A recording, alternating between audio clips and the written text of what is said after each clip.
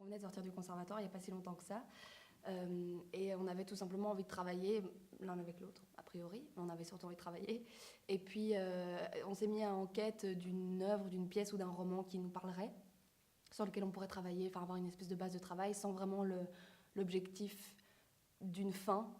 On s'était juste dit, allez, il faut qu'on fasse du théâtre, quoi. Et puis, donc voilà, on s'est dit qu'on allait se mettre en quête de cette œuvre-là. Et puis, on a tous les deux pris rendez-vous, genre une semaine plus tard. Et puis, quand on est arrivé, on a tous les deux sorti de notre sac plusieurs bouquins, dont le même qui était Lutte des classes. Voilà, donc on s'est dit, a priori, c'est un signe.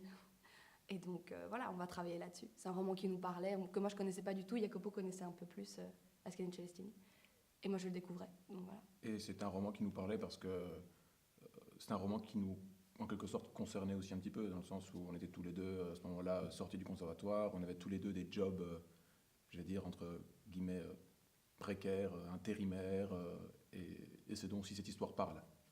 Du coup, voilà, c'était une histoire aussi qui nous concernait d'une certaine manière. Il y a, dans ce roman, ça parle justement de ça, des gens qui vivent dans des conditions précaires, où leur travail est précaire, leur vie sociale est précaire. On parle beaucoup de choses dans la précarité dans un ensemble, je veux dire, pas juste la précarité du travail, mais la précarité à l'école, la précarité des relations hommes-femmes, la précarité de la place de la femme, la précarité vraiment des relations et du travail. Et c'était quelque chose qui nous touchait aujourd'hui personnellement. Oui, c'est ça. Oui, en plus, ça parle vraiment de la précarité, mais de manière insidieuse. C'est-à-dire que on peut se considérer comme relativement chanceux par rapport à d'autres, quoi. Mais c'est pas pour autant qu'il n'y a pas une espèce d'inégalité, d'injustice sociale que même nous, à notre petite échelle, on peut ressentir.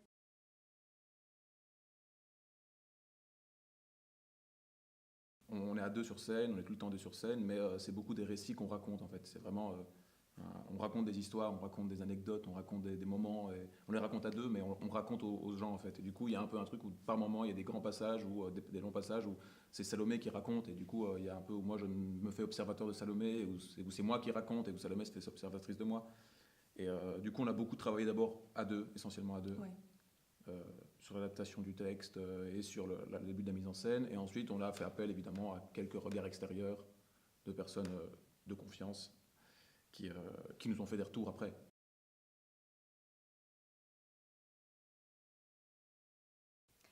Donc du coup, effectivement, c'est un travail qu'on a voulu relativement complet, dans le sens où voilà, Celestini, il a fait un album, il a fait un album de chansons, il a fait un documentaire, il a fait ce roman, il a fait tout un travail d'interview, enfin, c'est vraiment un travail très complet. Nous, on a voulu, on est parti d'un coup de cœur pour le roman, mais on a voulu y intégrer aussi tout ce qu'il y avait autour. Donc on a voulu y intégrer des chansons de l'album, on a voulu y intégrer également effectivement les paroles du documentaire, parce qu'on a voulu être un peu plus factuel en fait que lui dans le roman. Lui, comme il a déjà fait le travail de documentaire, il n'avait pas trop à intégrer des faits très très précis dans le roman. Il a extrapolé des faits et voilà, on a fait une histoire à moitié fictive, quoi. Nous, on a voulu mêler les deux, quoi. Oui, parce que dans le roman, en gros, quand il écrit son roman, il y a déjà du temps qui est passé depuis son documentaire, depuis son album. Et c'est un roman où il s'est enfermé pour écrire avec tous des bribes de textes qu'il avait déjà écrits. Et dans son roman, du coup, il parle beaucoup plus de la précarité comme un ensemble que de ces gens comme ce groupe de personnes qui travaillent dans ce call center, Oui, quoi, qui aillent dans le documentaire. Et donc dans le documentaire, on voit beaucoup plus ces gens qui justement se sont un jour réunis entre eux, tout seuls, et se sont, on va dire, auto-organisés pour lutter contre le système de leur call center, de leur entreprise. Du coup, sans l'aide des syndicats, sans l'aide du gouvernement, tout seul, quoi. Il y a une lutte autonome, auto-organisée comme ça, et c'est un truc qu'on voulait intégrer en plus, justement, nous, dans notre adaptation, parce que c'est des mouvements qui sont encore, je trouve, moi, personnellement, trop peu existants aujourd'hui, mais qui existent à certains endroits du monde, et qui sont des choses comme des étincelles, je veux dire, qui, pour moi, donnent une lueur, pas d'espoir, mais voilà, une réflexion. Alors que le roman parle de précarité, justement, mais il y a quand même cette petite étincelle derrière qui est là. Et nous, notre adaptation, c'était le fait de mélanger, justement, ces deux questionnements, quoi. C'est ça.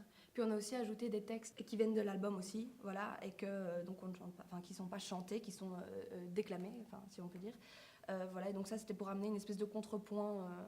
Pendant toute la pièce, on prend la parole au nom de Nicolas et Marinella. C'est toujours voilà le point de vue de ces deux personnages, quoi, qui parlent du call center, mais aussi de mille autres choses, effectivement. Et puis il y a ces deux petits textes qui viennent en contrepoint et qui sont On pourrait dire comme une espèce de la parole du pouvoir, en fait. Comment on aurait pu retrouver dans Discours à la Nation, par exemple. C'est le pouvoir qui prend la parole, et donc ça mène un contrepoint qu'on trouve relativement intéressant par rapport à la parole de ces deux personnages qui vivent dans la précarité. Au revoir.